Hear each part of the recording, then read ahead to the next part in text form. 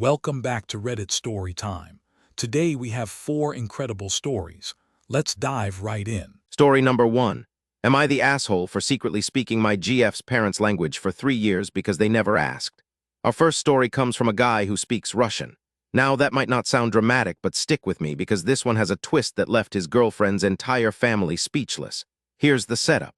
This guy's great-grandfather was a prisoner of war in Siberia and picked up Russian along the way. He passed it down through the family. Our storyteller took some courses to polish it up and reach what he calls a decent conversational level. He never advertised this skill because, well, it just never came up. He's German primarily, with better English, French, and Italian than Russian. Now his girlfriend has Russian heritage. Her parents are native Russian speakers but also speak perfect German. For 3 years, he's been visiting their home. Occasionally they slip into Russian for short back and forths, but nothing secret, nothing sensitive. He just never mentioned he understood every word. The bomb drops at a family dinner. A Russian family friend is visiting, and the older generation starts doing that thing older generations do, playfully mocking the younger generation about being soft. The friend says they are way tougher than kids today, and our guy, in fluent Russian, fires back with some light-hearted banter. Roughly translated, he tells them to put their money where their mouth is. Shocked. Silence. The room goes dead quiet. It's not the rough language that's normal banter in their culture. It's the realization that this guy has understood every Russian conversation for 3 years. Nobody asked, so he never told. His girlfriend later says her parents were deeply disturbed. They feel like he kept a major secret, but here's his perspective. They never asked. Nothing of any importance was ever said in Russian that he didn't already hear in German. They knew his great-grandfather was a POW. They'd even joked about how their families might have been in the same camp. The language thing genuinely just never came up. His girlfriend always knew, by the way. She just didn't think it was a big deal either.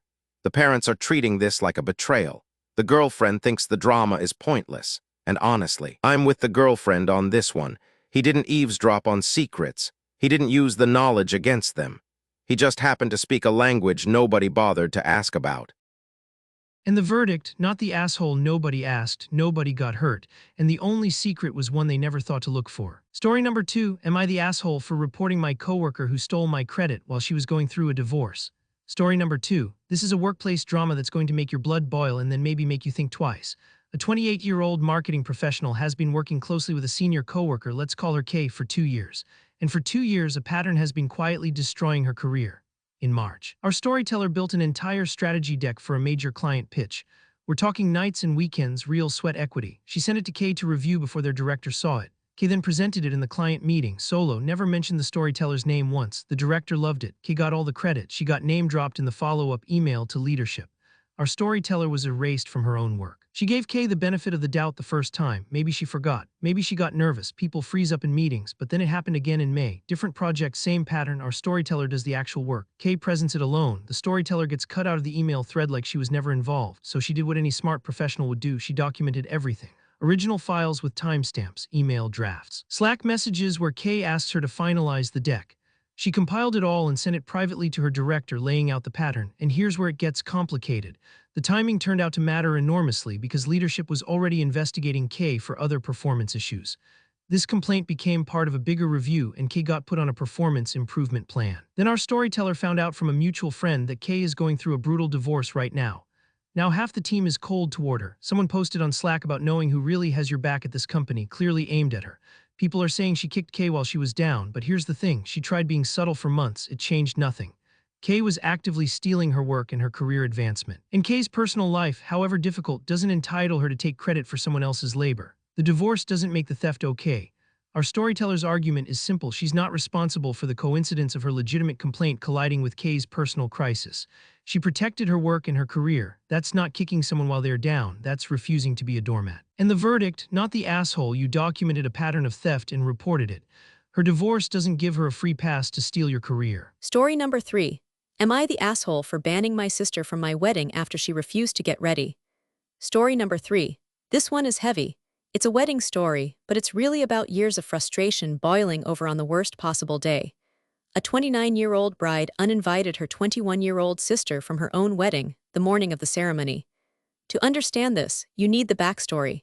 The younger sister has bipolar disorder and, according to the bride, has never taken accountability for anything in her life.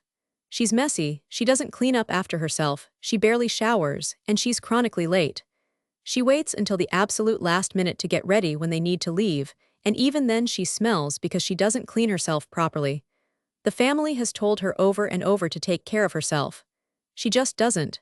She dropped out of 3 different college programs. She got fired from a job after one day because she showed up completely stoned. Now, the wedding, last week. They were supposed to leave in 30 minutes. The bride is already in her dress, makeup done, ready to go. Her mom comes in and says the little sister isn't ready. The bride can hear her older sister yelling at the younger one. She'd warned her the day before and basically every day leading up to the wedding not to pull this. The younger sister did the exact same thing at the older sister's wedding.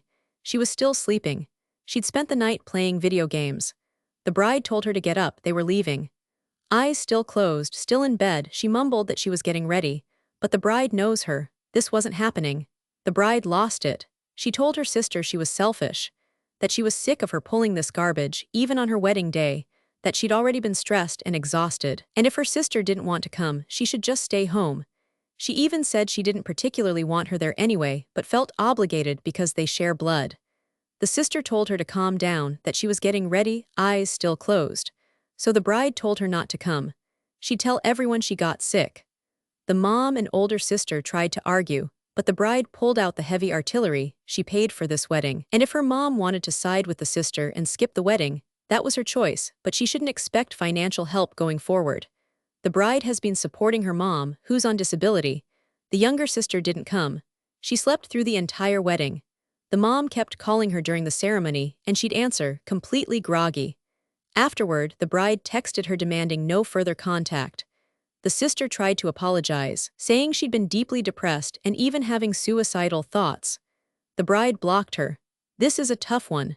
The bride's frustration is entirely understandable after years of this behavior. But blocking a sister who's expressing suicidal thoughts, even after she ruined the wedding day, that's where it gets morally complicated. The anger is justified. The cutoff might be too far. And the verdict, everyone sucks here. The sister earned every bit of that anger, but cutting off someone in mental health crisis crosses a line. Everyone failed here. Story number 4. Am I the asshole for refusing to go into debt for my best friend's $2,000 destination wedding? Our final story. This one hits a nerve because destination weddings have become this whole cultural flashpoint, and the financial pressure they create is absolutely real. A woman's best friend from college, let's call her Rachel, is getting married next summer. Destination wedding, Mexico, a full week at a resort. Rachel is thrilled. She wants all her close friends there. The problem is the math. Flights are about $600. The resort is $200 a night for 7 nights, plus food, drinks, activities. Our storyteller crunched the numbers and it comes to almost $2,000 minimum, and she just can't afford that right now. She told Rachel honestly. She's happy for her, she'd love to be there, but she can't make it work financially. She offered to celebrate when Rachel gets back, take her out to dinner, make it special.